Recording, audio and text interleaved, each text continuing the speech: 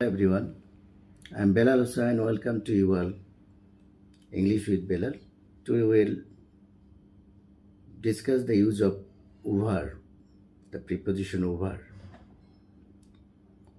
কোনো ঘটনা বা বিষয়কে কেন্দ্র করে কোনো কিছু ঘটলে সাধারণত আমরা ওভার ব্যবহার করি। যেমন আজকে একটা ঘটনা ছিল, ঢাকা বিশ্ববিদ্যালয়ের হলে তোফাজ্জল হত্যাকাণ্ড, 22 জনের বিরুদ্ধে গ্রেপ্তারি পরোয়ানা জারি। ইংলিশ করলে দাঁড়াবে arrest warrants issued for 22 people over Tofazzal killings in Dhaka University. তো অ্যারেস্ট ওয়ারেন্ট ইস্যুড, গ্রেপ্তারি পরোয়ানা জারি করা হয়েছে বা ইস্যু করা হয়েছে কতজনের বিরুদ্ধে 22 জনের বিরুদ্ধে, ফর 22 পিপলস। কোন ঘটনার কেন্দ্র করে? Over Tofazzal's killings in Dhaka university hall. এক্ষেত্রে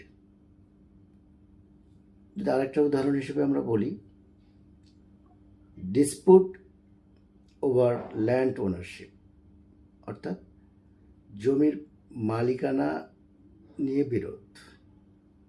ডিসপুট, বিরোধটা কিসের উপরে, কিসের জন্য? Land ownership. সুতরাং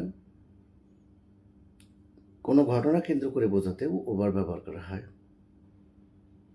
আবার উপরে বোঝাতে ওভার ব্যবহার করা হচ্ছে, the plane flew over the house, এক্ষেত্রেও ওভার ব্যবহার করা হচ্ছে, বাড়ির উপর দিয়ে প্লেনটি উড়ে গেল। আধিক্য বোঝাতে ওভার ব্যবহার হয়,